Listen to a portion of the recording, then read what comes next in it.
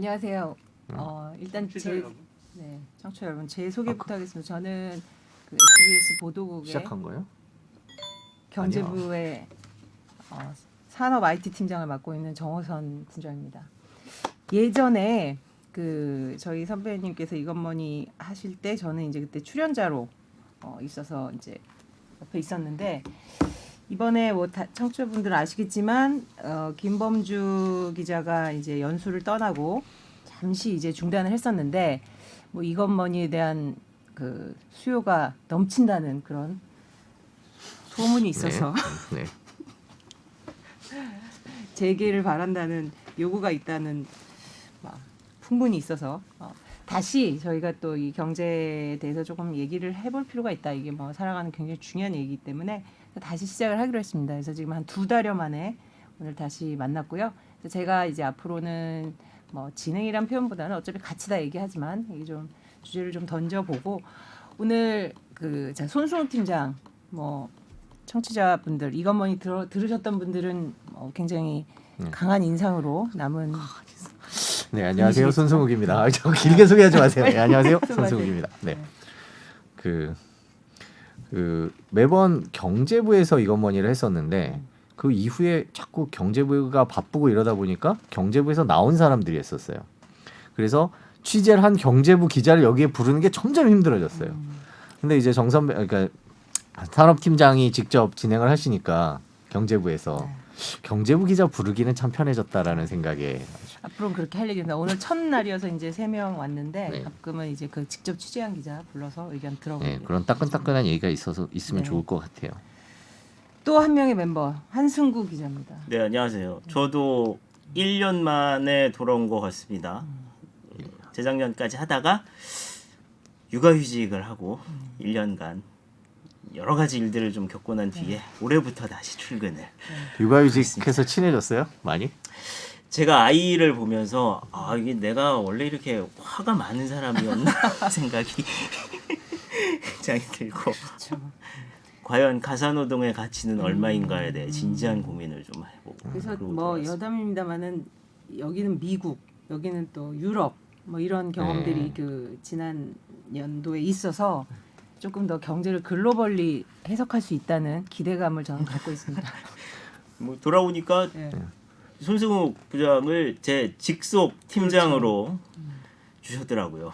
그래서 주신 겁니까? 제가 간 겁니까? 네. 그래서 제가 이제 저분께 업무 지시도 받고 평가도 받아야 되고 그러는데 협박이네요. 그런 거하고는 상관없이 이제 이것머니에선 정말 자유롭게 제가 손승욱 기자를 얼마나 존경하고 사랑하는지 네. 가감없이 미국 갔다 오더니 더 느끼해졌어요. 평가 얘기하더니 존경, 사랑 뭐 이런 네. 옳지 않은 단어를 막 쏟아내는데 어쨌든 빨리 이거 요즘에 저기 편집하시더라고요, PD분들이. 내가 보니까 이거 한 절반은 편집될 것 같은데 빨리. 그래서 저는 본론으로. 주로 좀 흥미있는 얘기들, 흥미라는 게 뭐 이제 가장 요새 이제 핫했던 뭐 경제 기사들, 뭐 가끔은 뭐 기업 얘기일 수도 있고 또 정부 발표가 굉장히 논쟁적인 경우도 있을 수 있고 또 돈 버는 얘기가 있을 수도 있고 그래서 조금 관심 가는 주제를 위주로 잡아 보겠습니다. 그래서 오늘은 뭐 최근에 이제 삼성 얘기 있다가 이건 짧게 짚고 넘어가겠습니다. 왜냐면 오늘 지금 방금 전에 삼성전자가 이제 지난해 실적을 요새 지금 실적 그 공시 기간이어서 뭐 대충 1, 2, 3, 4분기가 나왔었기 때문에 예상은 했지만 뭐 코로나에다가 뭐 여러 가지 어려운 사정이 있었음에도 불구하고 236조 원을 팔고 이제 영업이익은 36조 원 벌었습니다. 뭐 아시겠지만 반도체가 일단 기본적으로 이제 효자에다가 뭐 집에 많이 있고 하니까 가전도 굉장히 잘 팔았고요. 또 무엇보다 비대면이니까 각종 그 어떤 이벤트에 들어가는 돈이 줄어서 비용도 굉장히 절감이 됐다고 합니다. 비근한 예로 뭐 어떤 그 신제품 출시라든지 이런 거 할 때 이제 다 언택트를 했으니까요. 이래가지고 굉장히 많이 벌었어요. 그래서 이제 당장 나오는 거는 지금 뭐 아시겠지만 이재용 부회장이 뭐 이제 들어가 계시지 않습니까? 네. 들어가 있는데 뭐 당시 이제 뭐 여러 재계에서는 걱정을 많이 했어요. 어떻게 보세요?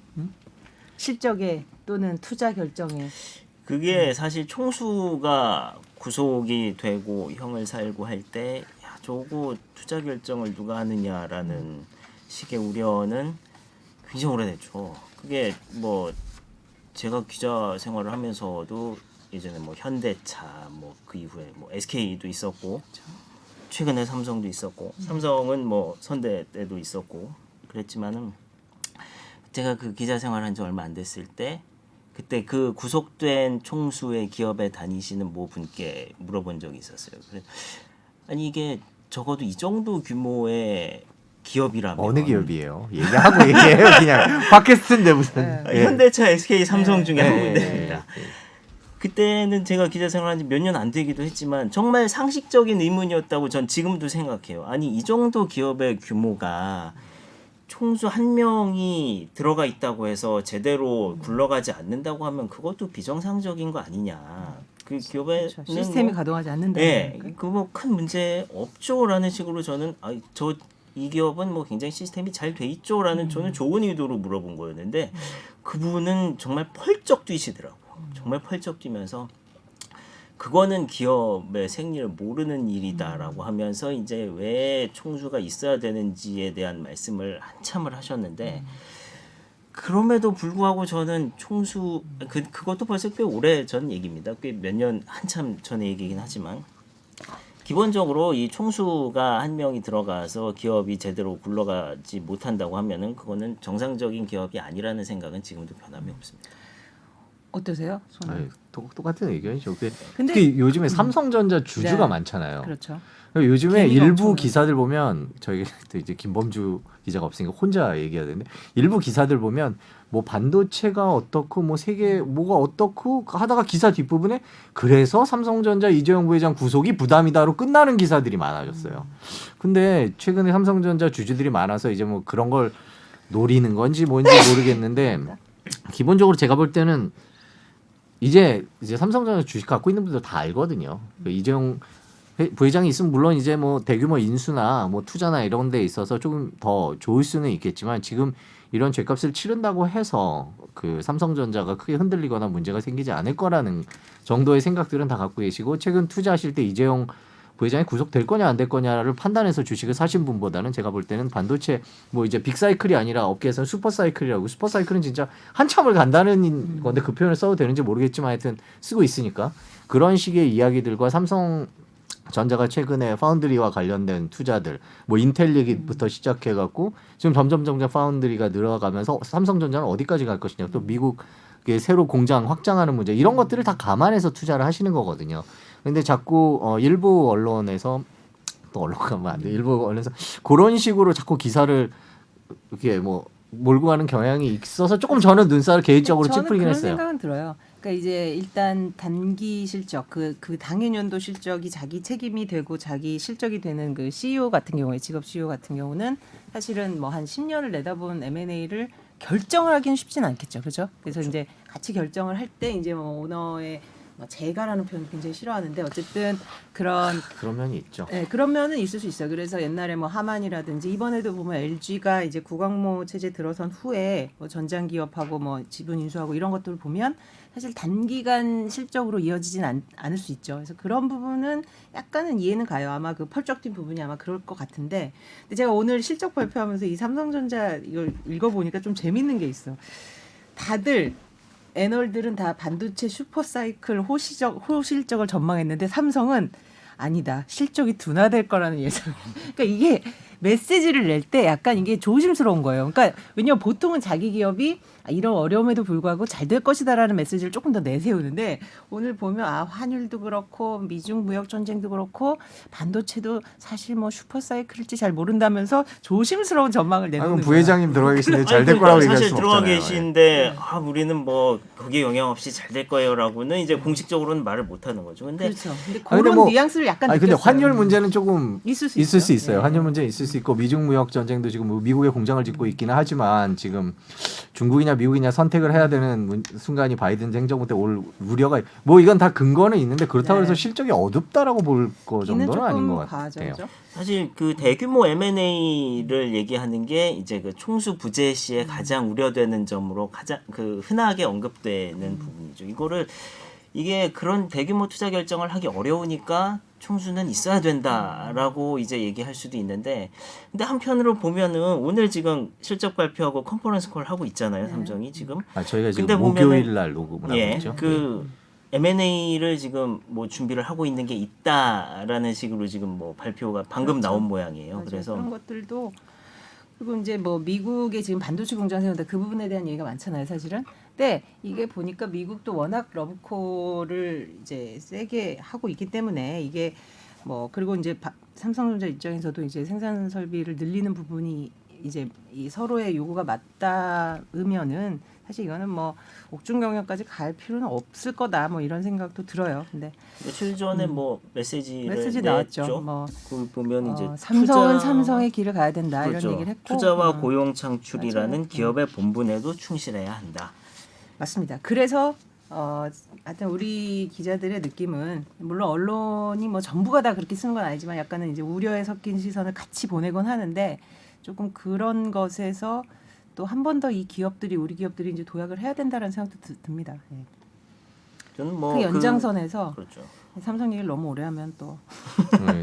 그 근데 그 아까 그 연장선에서- 오너 제가 너무 그 오너의 중요성을 얘기하지 않은 것 같아서 네. 오너가 중요하다고 느낀 제가 네. 딱 한 번이 있었던 게 딱 한 번이 아니라 네. 뭐 이제 결정적으로 느꼈던 게 보험금을 안 주는 일이 발생합니다. 이게 뭐냐면 네.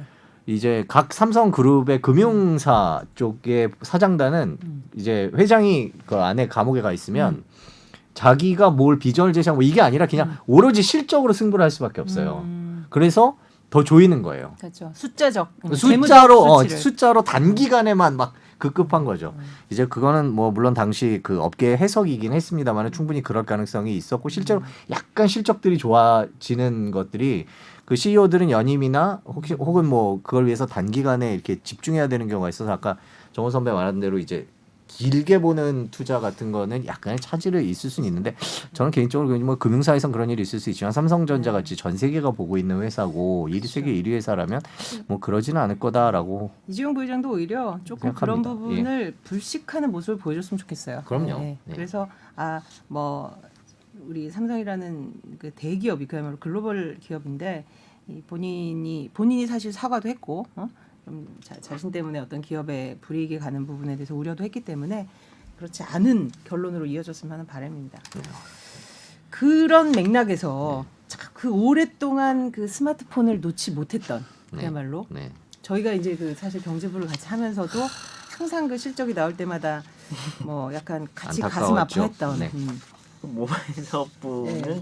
몇 분기 연속이 몇 년 연속이죠? 23분기. 뭐 엄청 저 LG 전자 얘기죠. 아, 네, 그래요? LG 전자. 예, 예. 삼성전자, LG전자 오늘 네. 큰 기업들 23분기 얘기만 연속이네요. 2015년 2분기 이후. 그러니까 LG전자가 결국 처음으로 이제 스마트폰 사업부를 정리할 수 있다라는 메시지를 공식적으로 낸 거죠. 사실 그동안 루머는 많았어요, 그죠? 이게 처음에도 보면은 며칠 전에 그 LG전자 블라인드 앱에 글이 올라왔었어요. 블라인드에 오고 예. 그 블라인드 앱에 올라오고 이제 기자들의 문의 또는 직원들의 불안, 동요 이런 것들이 이어지면서 이제 그런 메시지를 내게 됐다고 회사는 설명해요. 근데 제가 볼 때는 단순히 그것뿐만이 아니라 이게 계획에 있었다고 봅니다, 그죠? 네, 계획이 있었죠. 다. 어떠세요? 그 접거나 줄이겠다 그 LG전자의 얘기 어떻게 보셨어요? 저는 예전에 LG전자 출입할 때 네. LG전자 핸드폰 접으면 주구씩 사겠다는 얘기 한 적이 있었어요. 실제로 아마 여기서도 했었던 것 같은데 저는. 아니 예. 실제로 접는다는 얘기 나오고 나서 주가가 애널들은 많이 저기 올랐죠. 목표 주가 올리고 주가도 예. 실제로 좀 뛰지 않았나요? 많이 당연히? 올랐습니다. 예. 예. 일단은 뭐 하여튼 5조 정도 누적 적자가 있는 사업부가 정리가 되면 LG 핸드폰의 문제는 기술력은 아니었잖아요. 뭐 기술력이 전혀 영향을 미치지 않았다고 볼 수는 없는데 네. 이제 소비자들의 반응과 뭐 이런 것들을 보면 뭐 여러 가지 복합적인 문제였기 때문에 LG전자 자체에 큰 부담이 됐었죠. 그리고 지금 LG그룹이 전반적으로 차 쪽으로 가겠다고 방향 잡은 상황에서 뭐 기술력은 필요할 것 같기는 한데 부담이 될 것 같죠. 누구는 그때 그런 얘기를 하더라고요. 이게 일단 첫 번째 그걸 누가 살 대상이 있겠느냐. 지금 뭐 휴대폰도 사실 포화기도 하고 그리고 LG전자가 이제 중저가 폰을 따로 떼서 판다 뭐 이런 얘기도 있는데 중저가 폰이야 뭐 딱히 중국 기업이 살 필요가 있겠냐 뭐 없죠. 이런 얘기도 있고요. 롤러블 같이 이제 뭐 굉장히 우수한 그런 쪽의 초보 기술을 뭐 따로 떼서 판다고 해도 그거는 또 본인들의 디스플레이하고 연결돼서 또 어려울 거다 이런 얘기도 있고 어떤 쪽에서는 이 IoT의 어떤 중심 기기가 핸드폰인데 스마트폰인데 이 부분 없이 그 가전의 어떤 그런 통합적인 그런 LG전자가 구현하는 것이 실현할 수 있을까? 또 이런 얘기도 하고. LG전자가 오랫동안 스마트폰 사업을 놓지 못한 그 많은 적자를 보면서도 놓지 네. 못했던 이유가 공식적으로 물론 그거죠. 밝히는 네. 이유가 바로 저거죠. 네.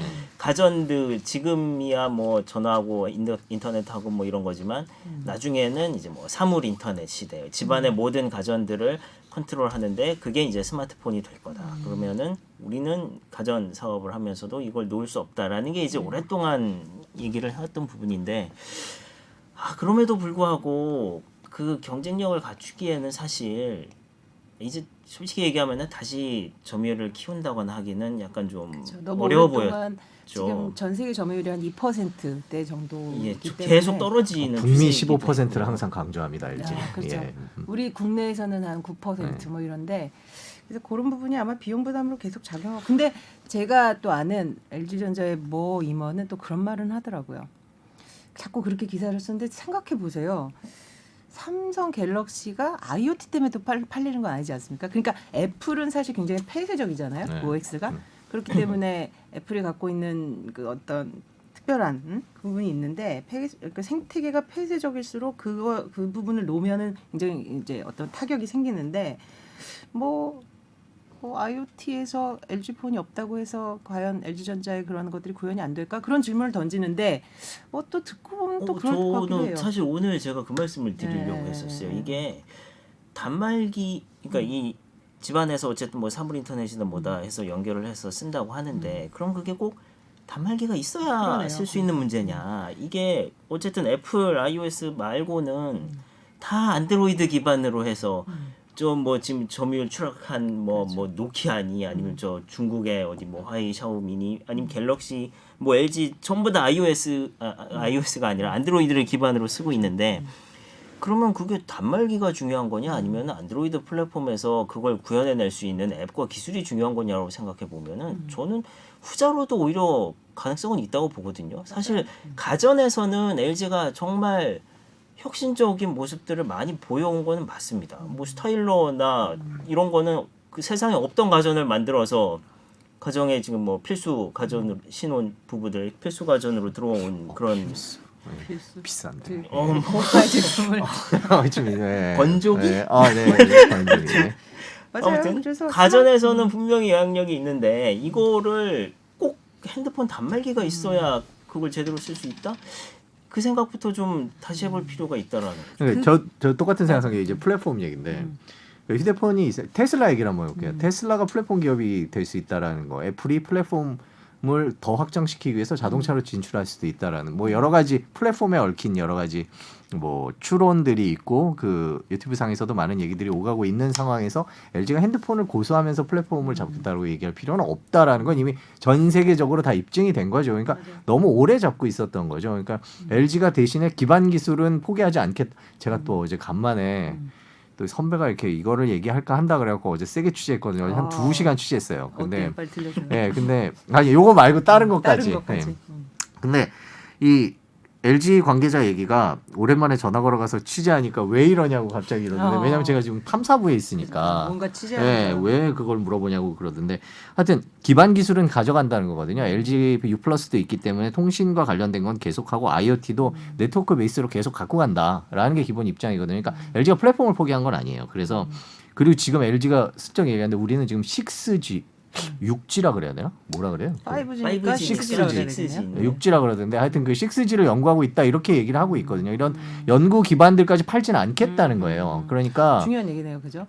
단말기만 단말기 그냥 만드는 기기에 기술을 파는 불과하다. 거고 네. 물론 그 안에는 통신 기술이 포함돼 있으니까 그 기술이 가겠지만 기본적으로 기술 연구는 계속 하는 거고 가능성이 열려 있고 그다음에 솔직히 말하면 프리미엄 폰 일부가 계속 갈 수도 있다는 얘기도 있더라고요. 그래서 그 부분 되게 예, 지금 중요한 롤러블 포인트인데 맞아요. 예. 이번에 LG가 사상 처음으로 언택트로 열린 CES에서 네.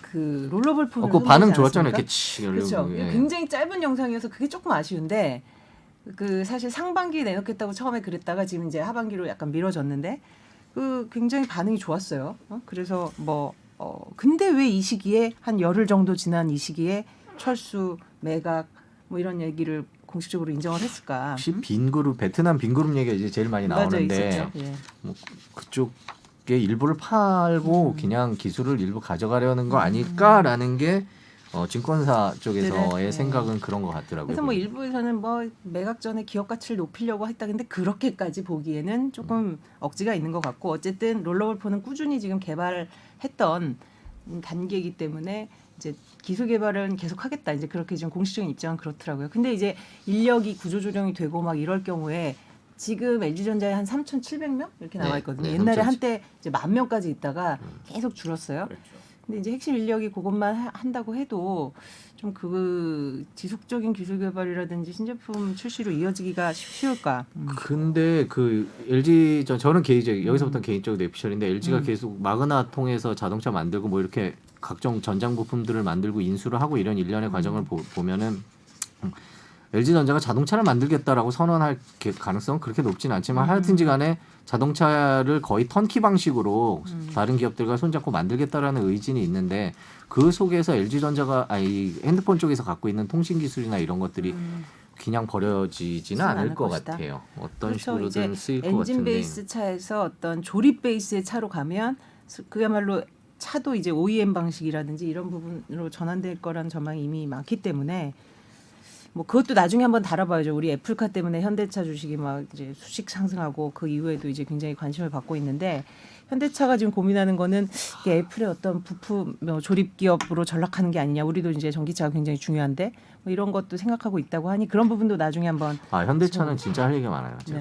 네. 수소나 이쪽에 관심이 많아갖고 얘가 예전에 제가 한 몇 년 전 팟캐스트 여기 이건머니에서 도대체 수소차를 만들면 뭐하냐 수소 충전할 데가 없는데 지금 전기차도 충전할 데 없어서 힘들고 전 세계가 전기차를 가는데 수소차가 웬 말이냐라고 얘기를 했었는데 수소차 말고 수소 트럭이나 수소와 관련된 에너지원 수소를 에너지원으로 쓴다는 거 태양광이라는 거나 풍력 같은 게 저장을 했을 경우에 이동성의 문제가 있거든요. 저장 용량의 문제나 이동성의 문제를 놓고 볼 때 그래서 지금 현재 중동이나 이런 데서 대규모 이제 뭐 솔라파크 같은 거 만들어 놓고 거기서 태양광으로 만든 전기를 가지고 수소를 만들어서 수소를 이동시키는 뭐 이런 얘기들이 나오면서 수소 경제 특히 얼마 전에 SK가 이제 미국에 있는 수소 회사를 하나 인수를 했죠. 인수했죠. 플러그 예. 파워라는 회사를 인수를 했는데 그 회사가 월마트랑 아마존의 그 물류창고에 지게차를 납품하는 거거든요. 근데 보면 전 세계적으로 보면 수소와 관련된 회사들이 되게 많은데 그 수소를 이용해서 실제로 움직이는 뭔가를 만드는 회사들이 그렇게 많지는 않아요. 근데 우리는 뭐 플러그 파워라는 회사가 뭐 주가가 뭐 착착착 올라갔다 뭐 이렇게 얘기하지만 그 회사는 지게차 만들고 현대차는 트럭 만들거든요. 이제 그런 면에서 기술적인 경쟁력이 있겠다라고 해서 제가 예전에 현대차가 쓸데없는 짓 한다라는 말을 좀 바꿔볼 기회를 가졌으면 지금 좋겠다라는 생각을 맞아요. 갖고 그건 있는 게 한번 있습니다. 수소하고 현대차 부분하고 좀 짚어보겠습니다. 나중에 뭐 주제는 이건 계속 너무 뭐 비싸, 근데. 계속 굴러갈 이슈기도 하고 차가 주가가. 너무 올랐죠. 네. 너무 올랐다는 표현은 또 예, 그렇죠. 현차 뭐, 뭐 알수 관계자들이 없죠. 분명히 뭐, 불쾌하겠지만. 아니 그게 예를 들어서 자동차 회사다 제조회사다 그러면 그래야죠. PR을 뭐 그 정도 봐야 된다 그러는데 이 회사가 또 딴 쪽으로 나간다 그러면 얼마든지 위쪽으로 열릴 수 있는 거니까 그건 알 수 없는 거긴 하죠. 요 포인트 하나 짚어보면 저는 그때 LG 얘기 들릴 때 야 근데 저러면 사실 우리 거의 지금 삼성이 막 80%뭐 70% 넘게 지금 스마트폰 핸드폰 시장을 우리가 점유하고 있는데 이 독점이 너무 심해지면 결국은 뭐 기업들끼리야 자기의 이해관계에 따라서 팔고 뭐 정리하고 뭐 하는데 우리 소비자들한테 미칠 영향이 어떨까? 물론 삼성은 우리 그래도 뭐 마케팅 비용 줄이지 않을 거고 여러 가지 혜택 줄 거고 하지만 뭐 기업이라는 게 뭐 그렇잖아요. 거의 독점이 만편하죠. 유력한데 네. 그리고 심지어 뭐 80% 넘게 그렇게 스마트폰 가져가면 뭐 독점 이슈 불거지고 또 당연히 또 규제 당국은 그것도 들여다볼 거고 그러니까 삼성도 그렇게 좋아하지는 않아요 보면 그래서 이렇게 생태계가 너무 단일화되는 거에 대한 우려도 나오는데 어때요? 사실 뭐 LG가 그렇게 영향을 미칠 만큼 그렇게 크게 존재감이 있는 기업은 이미 아니었지만 그래도 지금 답변이 저 LG 안 써봐서 모르겠는데요. 그래도 이거잖아요. 이게 선택권을 물론 그런 근데 측면은 생각보다 있죠, 또 사실. LG 폰을 쓰시는 분들이 꽤 있어요. 저도 있죠. 써봤어요. 그럼 90%. 꽤 저도 있고. 써본 적이 있고요. 맞아요. 그래서 근데 뭐 그런 건 있죠. 이제 뭐 지금 선택지라고 하면 사실 뭐 애플 아이폰을 쓰시는 분들이 있고 삼성 갤럭시가 있고 LG가 있고 LG는 화웨이도 뭐 이제 약간은 없어진다고 있지만, 예, 치면 화웨이 샤오미도 예. 들어와는 있죠, 그죠? 예, 근데 들어와는 그 있는데 쓰는 하고 분들은 뭐 종종 있기는 있는데 뭐 있습니다. 쉽게 찾을 수 있지는 않죠. 그러니까 이제 경쟁 관계가 건전하게 유지되는 게 굉장히 그 산업 생태계에서 중요하다는 생각을 하는 게 사실 이게 안드로이드다 보니까 LG 쓴 분들이 애플로 안 가고 대부분 삼성으로 네, 뭐 그렇죠. 유입되겠죠, 그죠? 그렇게 되면 뭐 선택권이 저하되는 것뿐만이 아니라 어떤 이 통신 요금이라든지 어떤 통신 정책도 거의 이 갤럭시 삼성에서 좌지우지한다는 표현 어떨지 모르지만 뭐 조금 그런 우려가 있습니다. 뭐 예, 환경적으로 삼성 천하가 그렇게 될 것이다. 수도 네, 이게 대신에 근데 이제 삼성이 갤럭시를 뭐 우리나라에만 갖다 파는 건 아니기 때문에 네. 글로벌 시장에서 어떤 제품들 뭐 어떤 가격대에 출시할 건지는 뭐 그런 가격하고 이제 뭐 국내 가격을 많이 그렇게 차이를 두지는 아마 못할 거예요. 근데 물론 이제 그 과정에서 통신사와의 관계라든가 그럼요. 통신사 뭐 교섭력이 엄청 떨어지죠. 예, 그리고 그런 측면에서는 네. 영향이 올 수 있죠. 그리고 뭐 가격 책정하고 뭐 프로모션 같은 거 할 때 삼성전자가 지원금 그동안 막 풀었다면 굳이 뭐 그럴 필요 있을까 이런 생각도 들고요. 경제부에서 잘 지켜봐야 되겠네요. 네, 예, 그래서 삼성. 이런 부분도 사실은 이제 언론들도 이 소비자의 선택권이 저하되면서 생길 수 있는 부작용 부분도 짚어봐야 될 것 같습니다. 예. 그 뭐 가웬 얘기로 LG 옛날에 보면은 저도 LG 뭐 이렇게 카메라가 좋다, 응? 뭐 우리 그 음향이 좋다, 무슨 뭐 스피커 업체하고 제휴해가지고 막 그런 그래서 LG의 실패 요인 지금 막 나중에 보면 이거 경영학 교과서에 아마 나올 거예요. 왜냐하면 어떤 기업이 이렇게 몇 년간 주력해서 투자했던 것을 결국 접게 되는 그 순간순간의 어떤 결정에 잘못한 부분이 무엇일까 이런 것들 지금도 이미 뭐 어떤 여러 가지 분석 기사들은 나오고 있는데 각자 뭐라고 보세요? 전 가격이요. 가격. 그러니까, 비싸다. 그러니까 중저가로 가지 않았다는 거지, 그지? 네, 아니 중적 제가 LG 핸드폰에 대해서는 워낙 적대적이어서 제가 말이 좀 조심스러운데 과연 사양이나 성능에 비해서 그게 제대로 된 가격을 받은 것이냐 소비자 입장에서 볼 때 뭐 그게 중저가로 안 가냐라는 말과 같은 얘기도 하지만 저는 중저가 폰을 비싸게 판 거 아니냐라는 생각. 아니, 내가 그래서 실제로 예. 그걸 물어봤어요. LG 사람한테. 그럼 차라리 이렇게 너무 프리미엄 출연해서 이렇게 치이지 말고 조금 가격 내려서 글로 가면 어때? 그건 또 LG도 고민이라는 거예요. 왜냐하면 LG 가전 이미지가 너무나 프리미엄이야. 그 중동에선 거의 LG 가전 제품 갖고 있으면 막 갑부 아니에요, 그죠? 아, 요즘엔 비스코크한테 안 되는데. 비스포크? 예, 예. 아니야. 그래도 LG가 또 그래서 어떤 백색 가전은 자신들의 그 LG. 브랜드 비스포크 이미지에 요즘에 브랜드 예, 이미지의 색깔이 어떤 유럽 색깔이 균형에서 예. 갑자기 이러다가 이건 샤오미 느낌? 그런 거 아니지 않느냐? 뭐 이런 고민도 한 것 같아요. 프리미엄을 그러니까 가격을 못 낮추더라고요. 그렇죠. LG가. 근데 그거는 이제 어떤 내면서 이미지 문제도 지식이 있고 지니면서. 생산 과정의 문제도 있는 거죠. 그러니까. 그리고 요즘에 소비자들의 수준이 되게 높아서 안에 뭐 인텔 어느 칩을 썼다, 뭘 어느 칩을 썼다 이런 것들이 실질적으로 비교를 해요. 전자기과 그렇죠. 비교하고 현재 나오는 삼성과 비교해서 도대체 이 가격 뭐 이런 얘기들이 쭉 도는 상황에서 소비자 입장에서 LG 폰을 선택한다라는 건 쉽지 않은 분위기이기도 했어요. 네. LG 입장에서는 오히려 제대로 만들고 잘 만든 것도 있었지만 그런 오해들이 겹쳐지면서 그래 이 가격을 주는 것이 맞나? 맞나? 라는 그러니까 고민을 소비자들한테 하지 않았나라는 생각을 해요. 저는 그리고 그 너무 자주 바뀌면서 그때 뭐 이렇게 조립하는 걸 뭐라 그러죠? 이렇게 띄었다 붙였다 할 수 있는 그런 형태도 만들고 뭐 되게 다양한 것들을 했는데 기카다고 그러던데 좀 특이한 모델들을 많이 네, 시도했죠. 그렇죠. 이번에도 저 윙이라고 해서 돌아가는 그것도 제가 직접 써봤는데 괜찮아요. 그립감도 나쁘지 않고 괜찮은데 이 문제는 휴대폰은 하나만 산다는 거지. 옷처럼 이것도 사고 저것도가 아니라 대포폰 있지 않나 하나만 사잖아요. 근데 이걸 쓰다가 갑자기 비슷한 가격에 또는 더 심지어 더 비싼데 윙을 써야 되나? 이제 그런 고민들. 그건 언제 돌려요? 난 그게 제일 궁금하던데. 윙을 그 게임할 때쯤 유용한 거 게임할 같고. 때 하고 보통 이런 작업을 하면서 유튜브를 같이 볼 때 위에는 유튜브를 틀어놓고 위에는 밑에 유튜브를 딴 틀어놓고 거를. 뭐 이런 근데 예를 들어서 수요가 있을 수도 있을 때 근데 자동- 판매가 너무 이제 저조해서 자동차에 내비 볼 때 이거 안 돌아갈 것 같은데 이게 그때 모르겠습니다. 근데 일단 너무 조금- 적대적이어서 아니, 내가 그래서 편집해 그때- 주세요. 저 LG에 대해서 너무 적대적인 얘기 많은 것 같아요. 예. 아니. 근데 이건 소비자니까 냉정하게 말할 수 있는데 저도 그때 그래서 그랬어요. 그거 보고 그립감은 괜찮은데 좀 상대적으로 무겁다. 아무리 이제 굉장히 그걸 줄이려고 했으나 그래도 이제 패널이 2개다 보니까 이게 이제 조금 무겁고. 이게 그 가만히 돌이켜 생각을 해보면 요 근래 몇 년 동안 LG가 매번 신제품을 낼 때마다 굉장히 뭐 이제 제목 기사를 그렇죠. 좀 볼 때 특이한. 제목으로 네. 뽑을 수 있을 만한 것들이 한 가지씩은 있었거든요. 그러니까 뭐 이번에는 우리가 그때 뭐 얼핏 기억나기로는 뭐 붐박스라 그래서 뭐 네, 스피커처럼 그리고 막 하는 뭐 것도 울리는 있었고. 걸 내놨어요. 혹은 뭐 돌아가요. 뭐 이게 근데 이게 생각을 해보면 굉장히 이제 특이한 거를 뭐 이렇게 하나씩 만들어내는 거 말고는 그야말로 스마트폰의 기본에 있어서 얼마나 충실했냐라고 그렇죠. 의문이 그렇죠. 드는 네. 거죠. 그게 무슨 뭐 그동안 이제 뭐 소비자들 사이에서 화제가 됐던 부분은 야 이번 거는 뭐 LG가 그 번들로 들어있는 이어폰이 되게 성능이 좋아 뭐 이런 걸로 화제가 됐었거든요. 그래서 그 이어폰만 막 따로 사고 그런 일들이 있었는데 그런 거 말고 정말 근본적으로 스마트폰으로서 쓸만했냐라고 보면 저는 이제 그 UI라고 하죠. 유저 인터페이스. 사용자들이 얼마나 이거를 쓰는데 이제 중간에 뭐 거슬리지 않고 편하게 손가락을 움직이면서 쓸 수 있게 하느냐.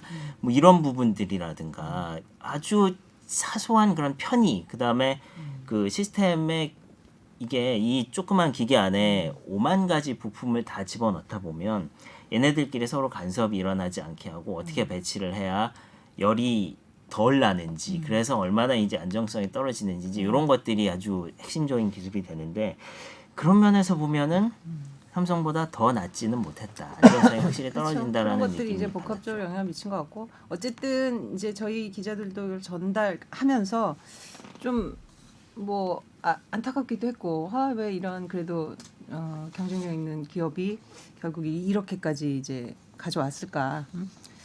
그래서 이제 LG 내부에서도 아직 그 직원들은 꽤 동요를 했나 보더라고요. 일단은 이제 사업부 자체가 없어졌을 경우에 본인들이 뭐 심지어 이제 매각됐을 경우에 뭐 이런 것까지 했다는데 일단 뭐 어떻게 되는지 저희도 이제 좀 취재를 해가면서 보겠습니다. 네. 짧게 한 가지만 더 또 이번 제일 길게 취재한 거를 제일 짧게 하시는군요. 네. 아니 그 뭐 LG를 조금 줄이더라도 이거를 이제 편집해서 지난주에 가장 또 핵심적으로 관심을 끌었던 게 그 SK그룹이 야구단을 신세계에 팔았던 거죠. 뭐 신세계는 장황하게 자료를 냈습니다. 이런 이유 저런 이유 우리 정영진 회장이 어떤 관심이 있고 이걸 나중에 어떻게 테마파크하고 연결시키고 해서 이해가 됐어요. 1,352억 정도 들여서 살 수도 있겠다. 물론 주가는 이제 떨어졌지만 뭐 조금 그날은 근데 그냥 떨어진 거 아니에요? 그렇죠. 근데 신세 전체적으로 장은 빠졌는데 이마트는 좀 많이 더 빠졌어요. 빠졌어요. 이마트는 네. 4.9가 빠졌으니까 좀 더 많이 빠진 것 같고 어쨌든 이제 이마트가 그 정도 돈을 써서 시너지가 날 것이냐라는 우려 그리고 이마트가 이제 프로 스포츠단을 운영해 보지 않은 그런 경험적인 문제 뭐 이런 것들이 복합적으로 반영이 된 것 같고 이제 가장 관심은 도대체 SK가 뭐 재정난도 아니라고 하는데 왜 팔았냐? 또 이 구단이 뭐 못하지도 않았는데 명문 구단인데 그렇죠. 예, 우승 여러 번 했죠. 네, 빨리 취재 결과를 아니 들려주세요. 이제 왜 샀냐를 취재했는데 왜 팔았냐를 물어보시면 자, 왜 샀냐 왜 그러면 샀네요? 왜 샀냐는 거 한 30초로 빨리 정리해 줘. 정영진 회장이 하고 싶었대요. 그러니까 사고 싶었죠. 엄청 하여튼 야구에 대한 그래서 그동안 소문은 많았잖아요. 뭐 두산한테도 했고. 제가 그거는 이분이 취재했어요. 뭐 네 번째인가 왜 그렇다면서요. 뭐 소비자와의 뭐 접점 뭐 이런 거 얘기하면서 그러면 더 소비자가 많은 서울 지역에 두산이나 LG를 왜 안 사고 두산은 죽어도 안 팔았다. 왜 안 사고 SK를 샀느냐 그거에 대해서는 들은 게 있어요. 그 이제 기본적으로 뭐 이제 많은 뉴스를 접하셨는데 간단하게 설명하자면 인천에 있는 문학 경기장을 신세계가 인수하게 되면 그 안에 이제 스타필드가 들어가겠죠. 그래서 사실상 뭐 작은 스타필드가 들어가겠죠. 그래서 요즘에 신세계가 주장하는 게 이제 체험형 매장이죠. 그래갖고 이제 가서 놀기도 하고 뭐 이런 건데 그걸 이제 문학 경기장에 짓겠죠. 아니면 또 다른 얘기는 청라에 지금 짓고 있잖아요. 스타필드 짓고 있다고 알려져 있지만 삽 뜨지 않았거든요. 지금 그냥 평지인데 여기다가 야구장을 질 수도 있다는 거예요. 그래서 스타필드 안에 야구장이냐 야구장 안에 스타필드냐 뭐 이런 식의 얘기를 하고 있는 거죠. 거대한 테마파크를 만들고 싶다는 건데 잠시를 그렇게 하려면요. 그게 안 된대요. 네. 두산을 인수하면 LG랑 협의를 해야 되고 LG를 인수하면 두산이랑 협의를 해야 된다는 거예요. 그래서 잠실구장에서 쓸 수 있는 그게 어렵고 물론 두산이 비싸게 불렀다는 게 가장 큰 이유기도 한데 그래서 예를 들면 진짜 삼성동에 있으니까 스타필드가. 네, 그래서 그렇군요. 근데 하여튼 그래서 두산보다는 SK가 매력적인 측면이 있었다라고 해석을 하는 거죠. 이 얘기는 LG 쪽에서 들었어요. 뭐 만일에 그것도 두산을 말은 사갖고 들어왔으면 오히려 그걸 네. 실현하기까지 너무나 장벽이 많았을 네. 것이다 이런 거. 뭐 예를 들면 그거예요. 잠실야구장에 편의점이 이마트 24가 들어가느냐 GS가 들어가느냐 뭐 이런 거 갖고 매번 싸워야 되는 상황인 거죠. 지금 인천 지역에서는 SK 와이번스를 정영진 부회장이 인수를 한다고 해서 여러 가지 지역 사람들은 막 얘기를 합니다. 아, 그러면 구장을 새로 짓는 거냐, 지으면 어디다 지어야 되냐. 각자들 이제 행복 회로를 돌리면서 여기 왔으면 좋겠다 뭐 말들은 많아요. 제가 말들은 그래서 많은데 이게 현실적으로 구장을 새로 짓는다는 건 이게 생각보다 굉장히 큰 일입니다. 이게 아니 뭐 돔구장을 짓는다는 얘기가 그러니까 나오는데. 이게 그렇죠. 도무장 이게 그런 말이 얘기죠. 쉽지. 그리고 이게 기업이 그 구단주가 직접 경기장을 짓는다? 그것도 쉽지 않을 거예요. 그런 적이 없을 걸요 아마. 아니, 없죠. 근데 합작해서 할 수도 있는 거고 보통 뭐. 그 지역의 지자체라든가 이제 뭐 같이 조인이 돼서 투자도 받고 뭐 재정 지원도 받고 뭐 해갖고 지어야 되는데. 제가 면적을 그래서 어. 계산을 해봤어요. 네. 네. 그래갖고 찾아봤어요. 스타필드 부지가 어디다 적어놨는데 스타필드 부지 안에 지금 후보 야구장이 들어가냐 안 들어가냐가 궁금했어요. 저는 그래서 저기 청라에 청라에 예. 들어가냐 안 들어가냐인데 그게 문학 경기장이 4만 얼마예요. 4만 얼마 제곱미터인데 저기 스타필드가 16만이에요. 그러니까 야구장이 들어갈 공간에 있는데 문제는 2018년에 설계도가 통과가 된 상태거든요. 그런데 설계 변경을 하면 되겠죠. 설계 변경을 하면 되겠죠. 그러니까 공간은 있는데 설계는 다 끝난 상태고 그럼 설계를 바꿔야 된다라는 이건 취재가 그냥 뇌피셜로 계산해 일단 보면 뭐 아마 그룹에서도 그 문학을 당분간은 쓰겠죠. 쓰겠다고 당연히 얘기를 쓰겠죠. 예. 했죠.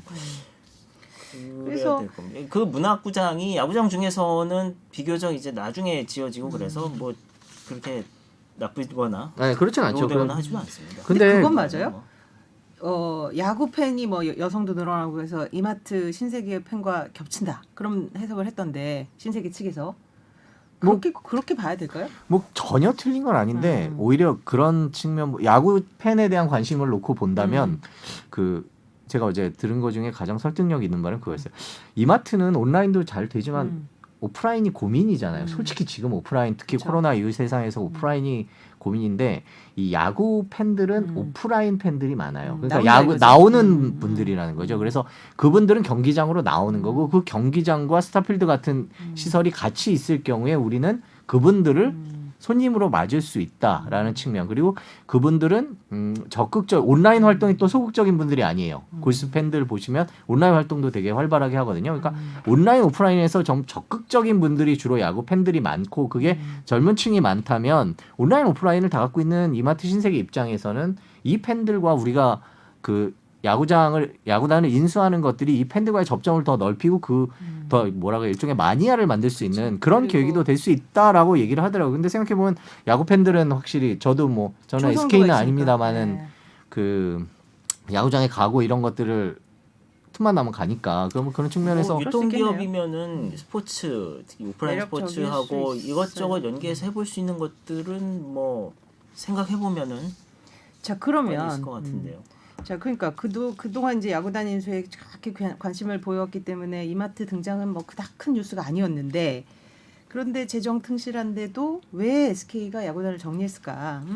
그래서 뭐 SK 와이번스 야구단은 뭐 패닉 상태였다. 뭐 특히 이제 지금 SK 와이번스가 SK텔레콤이 이제 100% 지분을 네. 갖고 있거든요. 근데 텔레콤이 매각 사유를 아주 신통하게 설명하지 않으니까 막 이런저런 추정만 나돌고 공식적인 뭐 입장 발표는 공식적인 없었- 입장은 그거였어요. 그 대승적 차원이다. 어떤 뭐 이제 그 우리는 더 SKT에 맞는 어떤 뭐 가상 뭐 이런 부분. 그러니까 기업 이미지하고 이렇게 딱 맞지 않고 그리고 무엇보다 신세계가 이제 적극적으로 러브콜을 해왔고 그게 제일 큰 공식이었어요. 우리보다 유통기업이 더 잘 운영할 것 같다. 뭐 이런 얘기였죠. 그러니까 제가 공식 입장을 그 공식 입장 쓴 거 말고 그냥 솔직히 말로 해봐라. 그랬더니 첫 번째가 그쪽에서 너무 사고 싶어 했다는 거예요. 그럼 아니 사고 싶다고 한다고 다 다 파냐. 파냐? 그랬더니 저희는 SK텔레콤을 빼고는 대부분 다 B2B입니다. 그러니까 B2C는 텔레콤밖에 없습니다. 뭐 이렇게 얘기하더라고요. 그리고 아니 텔레콤이 판 거 아니냐 이노베이션 지금. 기름도 파는데. 그리고 지금 이게 뭐냐 그랬더니 그 대답을 그대로 읽어드리면 SK가 빠져나가더라도 프로야구에 큰 문제가 없고요. 신세계는 B2C 기업이라 더 잘할 거예요. 그리고 저희는 ESG 같은 사회적 가치를 추구하기 때문에 비인기 종목에 집중하는 것이 좋고요.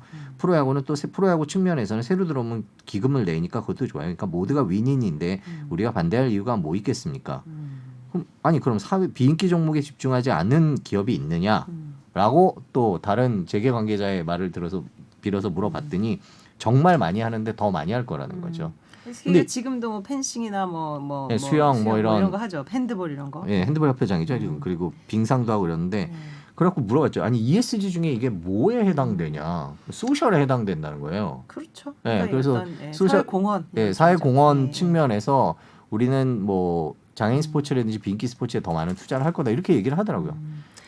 근데 이게 논리적으로는 뭐 여기까지 오면은 그럴 것 같은데 1,000억이라는 가격에 1,300 300 그거는 저희 그 야구 드라마 뭐죠? 우리 했던 거? 그 스토브 리그에서 그 나왔던 2군 연습장 우리 그 경기장에 나왔던 그게 이제 SK가 갖고 있는 건데 그 부동산 가격을 포함한 거고 부동산 빼면 1,000억인데 뭐 이마트가 표현하듯이 저렴이 아니죠. 합리적인 가격이었다. 그렇게 얘기를 하는 거 보면 SK가 크게 그러니까요. SK 그 야구단 운영이 보통 이제 기업 그룹의 어떤 이미지 홍보라든지 여러 가지 뭐 사회적으로 뭐 메시지를 줄 수 있는 그런 좋은 면이 있어서 스포츠단을 돈이 들어감에도 불구하고 이제 손해를 봄에도 불구하고 운영을 해왔는데 보니까 홍보 효과를 이렇게 높이는데 큰 실익이 없다 이렇게 판단하던 와중에 이제 센 러브콜이 들어오고 뭐 이런 게 아닌가 싶은데 SK가 저 통신 기업으로서 예전에 5G가 이제 처음 나오고 그게 기억이 나는데 그 와이번스가 이제 용이잖아요. 그래서 그 가상현실 야구장에다가 놓고 이렇게 핸드폰을 두면은 그 안에 이제 용이 이렇게 날라와서 막 뭐 구장을 날아다니고 뭐 이런 영상을 한번 만든 적이 있어요. 그 이후로 물론 그게 이제 그 통신 기술 증강현실 가상현실 가지고서 이제 한 뭐 그런 사례가 되긴 할 텐데 사실 이게 프로야구 구단 운영하면서 뭐 홍보를 SK텔레콤이 이제 고민할 정도의 그 사이즈는 이미 아니고 그리고 그래요? 1,000억, 300억이 사실 기업 규모랑 비교했을 때 크게 그렇게 영향을 줄 만한 그런 금액도 아닌 것 같고 그래서 뭐 정확히 밝히진 않았지만 어쨌든 뭐 뒤늦게라도 그런 이런저런 이유를 갖다 만들어서 붙였다는 이게 게 기자들이 지금 들으시면서 느끼시겠지만 이게 이유가 되는 건 굉장히 명쾌해요. 근데 그렇지 않은 경우에는 이렇고 저렇고 막 우리가 이해를 해주듯이 이제 그거를 듣는 이유가 세 가지 넘어가면은 이제 애매하다는 뜻이죠. 야구를 안 좋아해서 그렇다는 얘기. 그래서 심지어 그 얘기까지 나왔잖아요. 야구를 뭐 오너나 저 CEO가 안 그러니까 좋아했다. 답변이 딱 안 떨어지니까 그 대답이 더 맞겠다라는 생각이 이제 드는 거죠. 제가 찾아봤어요. 그래서 이분은 진짜 보통 재벌들의 뭐 유별난 야구 사랑 사랑. 뭐 이러면서 이제 많이들 기사가 나오는데 최태원 회장은 정말 야구를 안 좋아했나 없어요. 거의 봤더니 없어요. SK 와이번스가 창단된 게 2000년이었는 2000년인가 2001년인가 그런데 한번 최태원 회장이 네. 2007년 8년쯤부터 이제 야구장을 가기 시작했다고 해요. 그래서 뒤늦게 야구에 관심을 갖게 됐다. 그러면 그 이후로 SK 와이번스가 성적도 잘 냈고 최근에 우승할 때는 최 회장 직접 가서 이제 우승 끝나고 막 선수들한테 행가려도 받고 그랬더라고요. 맞아요. 그런 일이 있었죠. 근데 이제 갑작스럽게 이렇게 판매가 되면서 실제로 야구계에서는 뭐 좀 비판적으로 보는 시선들이 많습니다. 어떻게 이렇게 갑자기 그랬느냐. 할 수 있냐. 그래서 정용진 부회장 인스타에 우르르 가가지고 와이번스 이름은 제발 살려주세요. 뭐 진짜 팬들이 이름을 이렇게 가지고 글 남기고 팬들이 그래요. 막 갑론을박을 벌이고 있다는데. 그럼요. 프로야구는 그렇죠. 이제 타이거스가 그랬듯이 네.